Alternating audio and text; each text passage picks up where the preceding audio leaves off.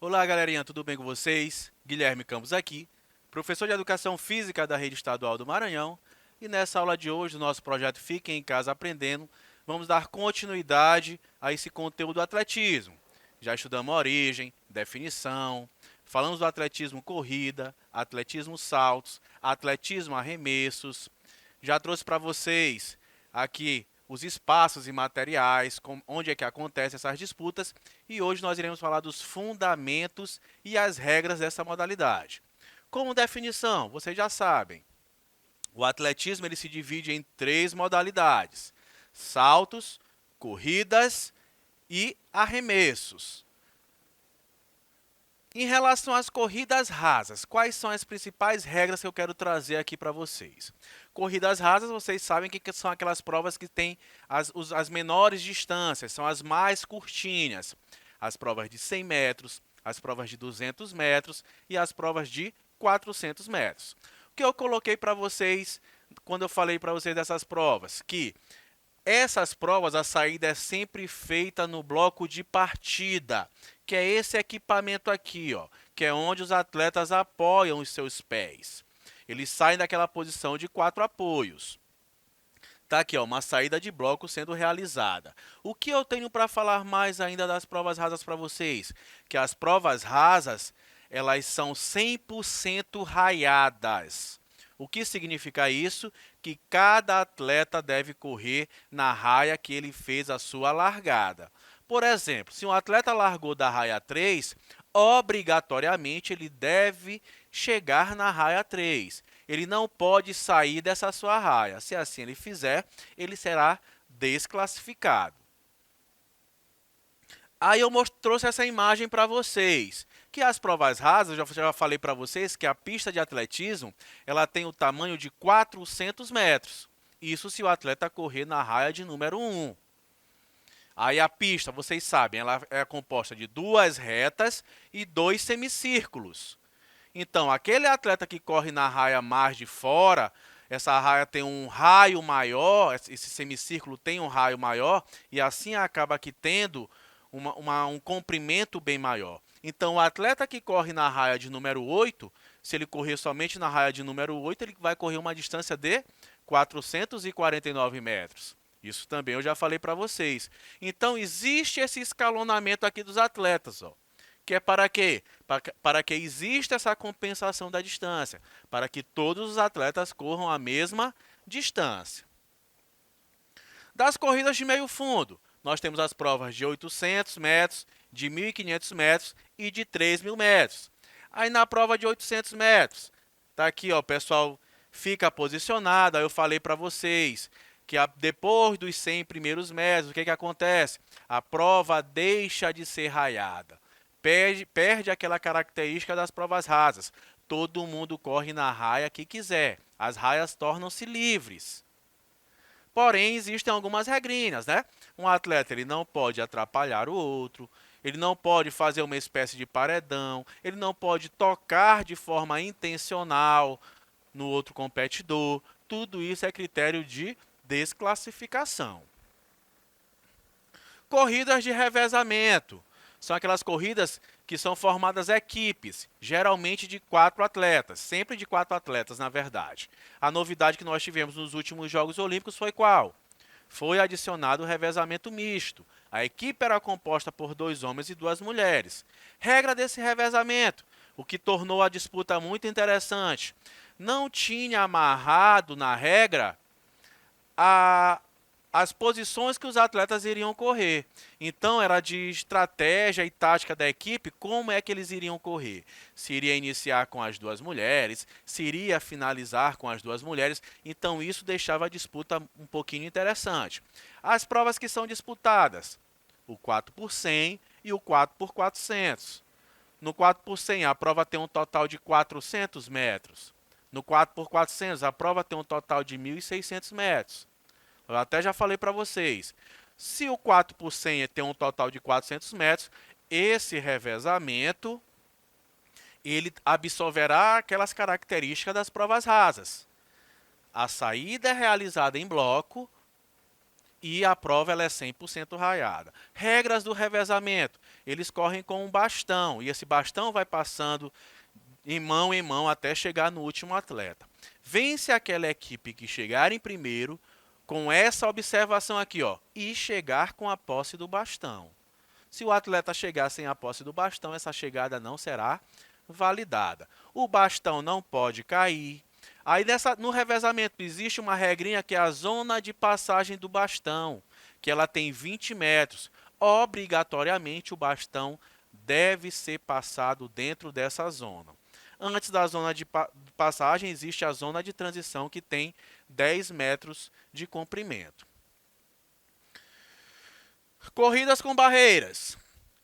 Elas se subdividem em dois grupos, 100 metros feminino, 110 metros masculino e 400 metros.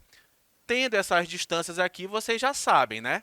Já é bem fácil notar que aqui se caracterizam como as provas rasas, com algo a mais. São o quê? São colocadas algumas barreiras na pista. Quantas barreiras?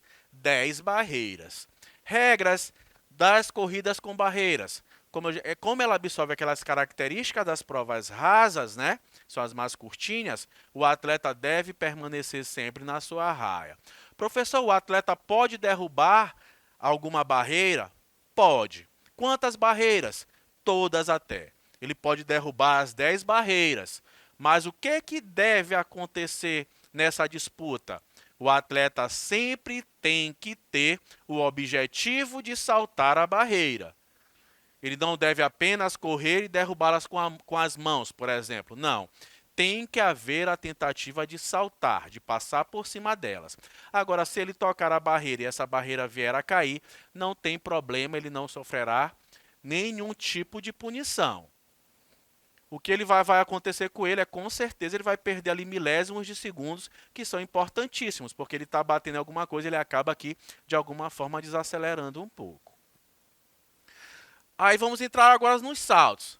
Em relação à maratona, que é uma prova também que acontece aqui no atletismo. A maratona é aquela prova mais distante, né?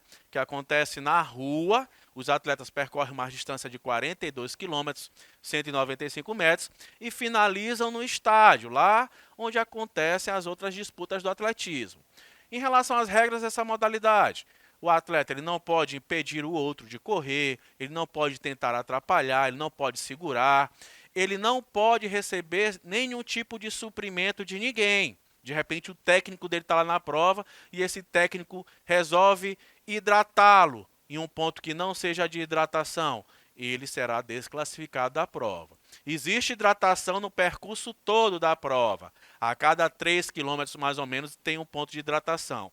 Ele deve pegar a sua hidratação, o seu suplemento, que geralmente eles colocam lá uma garrafinha com o nome, nesses pontos. Ele não deve receber nada da mão de terceiros. Vamos entrar agora nas provas de saltos. As provas de saltos, já falei para vocês, são 4. Salto em distância, salto triplo, salto em altura e salto com vara. No salto em distância, vence aquele atleta que saltar o mais distante possível. Já falei para vocês. Trata-se de um esporte de marca. Então, o atleta vem, realiza a sua corrida e lança-se à caixa de areia. São essas fases aqui, ó. A corrida, o impulso, o voo e a queda. Esses são os fundamentos do salto em distância. Aí tem essa área de salto. A área de salto, nós temos 40 metros de distância, onde o atleta ele faz essa corrida e obrigatoriamente ele tem que tocar essa tábua de chamada, né? Ele tem que tocar essa tábua de chamada. E aqui essa linha vermelha, já falei para vocês que é a plasticina. Que é o quê? Que ele não deve tocar essa plasticina, porque aí ele é desclassificado. Professores, quantos saltos um atleta pode realizar? Ele realiza 6 saltos nessa disputa. Aí já falei para vocês, os atletas não têm a obrigatoriedade de realizar os 6 saltos. Eu fui na minha primeira corrida. No meu primeiro salto eu realizei um excelente salto e nessa primeira rodada ninguém conseguiu superar, eu posso, por exemplo, ficar o segundo, o terceiro, o quarto salto sem saltar. Fato é, vence aquele que saltou o mais distante. Professor, eu realizei um primeiro salto e esse meu salto foi o melhor de todos. Você venceu a prova. Não precisaria nem saltar aquelas outras 5 vezes. Mas todo mundo tem 6 tentativas de saltos. Essa aqui é a área. Essa tábua de chamada fica a distância de 1 a 3 metros da caixa de areia. Salto triplo. Mesma lógicazinha do salto em distância, mesma quantidade de tentativas, só que aqui o atleta realiza 3 saltos consecutivos. Aí eu mostrei para vocês, se ele inicia com a perna direita, o segundo passo também será com a perna direita e alterna apenas no último salto, no terceiro salto. Aí temos essas fases aqui, ó, a corrida de aproximação, o primeiro salto que também é chamado de rope, o segundo salto que é o step e o terceiro salto que é o jump, que é quando o atleta vai lançar-se à caixa de areia.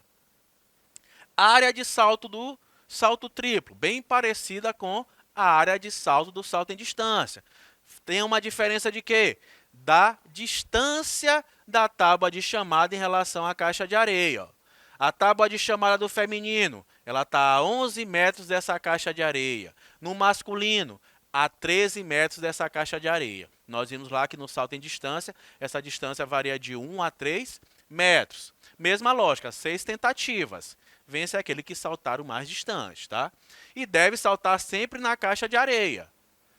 Professor, de onde é tirada essa medida? Da parte mais interna da tábua de impulsão para a região mais próxima de contato com a caixa de areia. Tanto que o atleta, quando ele salta, ele sai lateralmente ou ele sai para a frente. Porque se ele sair voltando para cá, ele desclassifica o salto dele. Porque a medida vai ser, mesmo que ele já tenha saltado, é a marca que ele deixou ali caminhando nessa caixa de areia. Então, os atletas, sabendo disso, eles saem lateralmente ou para frente. Salto em altura, já falei para vocês, os atletas têm as tentativas de saltar um sarrafo, que é colocado a determinada altura, e geralmente eles iniciam ali com uma altura que é pré-determinada pela prova, e eles vão tendo 3 tentativas para superar esse sarrafo. E esse sarrafo vai sendo aumentado o tamanho. Pode aumentar de quanto e quantos centímetros? De 1 centímetro até, ele pode ir aumentando apenas. Então, aumentou determinada altura, o atleta conseguiu saltar, beleza, ele já vai para a altura que vier depois. São sempre 3 tentativas. Pode tocar o sarrafo? Pode. Não pode o quê? Não pode é derrubá-lo. Se eu toquei o sarrafo e derrubei, o salto não será validado. Aí as fases do salto, tem a corrida de aproximação, que é quando ele faz esse percurso aqui, ó, parecendo um J, traça tipo um J no chão, para se aproximar do sarrafo. Temos a chamada, que é quando ele vai tomar aquele impulso, né, vai dar aquele impulso para tentar lançar-se acima do sarrafo. O voo, que é a fase que ele está ali se declinando todinho, se desdobrando para tentar superar essa altura do sarrafo. E a queda, que ele cai em cima de um colchão que eu já mostrei para vocês. Está aqui, ó. Essa é a área de salto. Existe o saltômetro, né, que são as barras, o suporte, ó, que é onde o sarrafo ele é colocado, e aqui o colchão que tem essas especificações de tamanho. Aí o salto em altura, existem 3 técnicas, tá? Tesoura, está aqui na imagem, o atleta vem correndo e realiza o salto. Rolo ventral, o atleta vem e salta de frente, superando esse sarrafo. E nós temos esse salto, que é o mais utilizado na atualidade, que foi criado pelo Dick Fosbury, em 1968, na Olimpíada do México. Ele saltou 2,24 metros. Fosbury Flop, o nome do salto, que é esse salto que eles utilizam hoje. Interessante desse tipo de disputa aqui é que o atleta realiza o salto que ele achar mais conveniente. Esse aqui eles já viram que tem uma maior eficiência, então é os que eles utilizam hoje. Professor, mas eu posso ir para uma disputa e realizar um salto tipo tesoura? Pode, você superando a altura do sarrafo, tudo tranquilo. Não existe uma obrigatoriedade em relação ao estilo do salto. Salto com vara, mesmos princípios do salto em altura, só que aqui ele utiliza um equipamento que no caso é a vara. Vem correndo, apoia essa vara no local de apoio e faz esse salto. Aqui o sarrafo também são 3 tentativas para cada altura. Aqui o sarrafo ele pode ser elevado no mínimo a cada 2 centímetros, de 2 em 2 centímetros, tá? Aí a fase do salto, nós temos o voo, a queda. Arremesso de peso. Vamos agora, já falamos das corridas e dos saltos. Vamos entrar agora nos arremessos. O arremesso está bem aqui, é uma modalidade olímpica de atletismo, onde os atletas competem para arremessar uma bola de metal o mais longe possível. Aí nós temos a área do arremesso, do peso. Ela tem um diâmetro de 2,13 metros e tem esse funil aqui, ó, que é a área de lançamento. Obrigatoriamente, o peso deve cair dentro dessa área. Quantos arremessos podem ser realizados, professor? 6 arremessos. A mesma lógica do salto. O atleta, se ele não quiser realizar os 6 arremessos, não tem problema, mas ele tem direito a 6 arremessos. A área de salto aqui, ó, ele não pode sair dessa área. Ele executa o arremesso ali, mas mesmo quando ele se livrar do peso, que é a bola de metal, ele não pode sair dessa área. Se assim ele sair, o salto não será validado. A bola não caiu dentro dessa área. O arremesso também não será validado. Aí nós temos aqui como regra, o peso da bola para a mulher tem 4 quilos. Para o homem, esse peso tem 7,260 kg. Já dei aula para vocês de atletismo adaptado e vocês vão vendo que esses pesos, essas referências em relação aos equipamentos, eles vão mudando de acordo com o atleta. Aqui eu falo da categoria adulta, tá? Aí nós temos as técnicas de arremesso, que é o arremesso em rotação, o atleta realiza um giro dentro da área de lançamento e assim tentar arremessar esse peso o mais distante possível. O deslizamento é retilíneo, ela fica sempre de costa para a área de lançamento e lança um pé à frente, saltando para a frente para tentar arremessar o mais distante. Aí a fase do arremesso, nós temos a preparação, o deslizamento, o arremesso em si e sempre a recuperação, que é o que? Aquela tentativa de não sair dessa área do arremesso. Se ele sair, o arremesso vocês já sabem que não é validado. Lançamento de martelo. É a mesma lógica do arremesso de peso. Lançar o martelo o mais distante possível, né? A área de lançamento é o mesmo tamanho, 2,13 m. O funil, vocês já sabem, tem que cair dentro dessa área. O que é interessante do martelo, eles ficam dentro de uma gaiola de proteção. Caso ele realize um arremesso errado, tenha um local ali para receber o impacto desse equipamento. As especificações do martelo tá aqui, ó. Tem a alça, tem a manopla, a alça e a cabeça. Fases do lançamento. Tem a empunhadura, que é a forma que ele segura o martelo. Os molinetes, que são os giros que ele realiza com esse martelo acima da cabeça. Os giros em si, tudo com o objetivo de tentar pegar mais movimento ali, mais força. E o lançamento. Está aqui realizado um lançamento. Lançamento e a fase de reversão, né? Que é onde ele não pode sair da área de lançamento. Lançamento de disco. Tem 2,50 m. É um pouquinho maior do que a área de lançamento do martelo. Mas o martelo pode ser realizado no mesmo local também. Eles só fazem uma espécie de adaptação lá para ter aquele diâmetro de 2,13 m. Mesma lógica, vence quem lança o disco mais distante, né? As especificações, o disco do masculino tem 2 kg, do feminino 1 kg. As fases aqui do lançamento, nós temos a empunhadura. Ele segura esse disco, mas não é com tanta firmeza, é de forma ali relaxada. A posição inicial, está aí a imagem para vocês. Os giros que são realizados, tudo com o objetivo de fazer com que esse disco caia o mais distante possível. E o lançamento em si. Depois do lançamento, qual é a fase que tem? A reversão. Aquele objetivo, reversão, recuperação, para não sair daquela área de lançamento. E por último, nós temos o lançamento de dardo, que é uma espécie de lança. Tá? Aqui a atleta realizando a sua corrida frontal. A área de lançamento, ó, tem uma distância de 36,5 metros, com uma raia de 4 metros. A atleta realiza a sua corrida aqui e lança o dardo. Tem que cair dentro da área, obrigatoriamente. As especificações, no peso do feminino, 600 gramas, no masculino, 800 gramas. Aí nós temos a cabeça, o corpo e a empunhadura de corda. Aí a fase do lançamento, a corrida frontal, a primeira imagem, a corrida lateral, que é quando ela começa a se preparar para realizar o lançamento em si. Tá aqui, é essa posição mais ou menos que os atletas ficam. E a fase de recuperação, como em todos os outros lançamentos, tem essa fase de recuperação que era para tentar não ultrapassar o limite que existe lá na arraia. Então, galera, eu vou ficando por aqui. Espero que vocês tenham entendido, compreendido aí um pouquinho sobre o atletismo, seus fundamentos e suas regras. Até a nossa próxima aula. Vamos para cima, hein?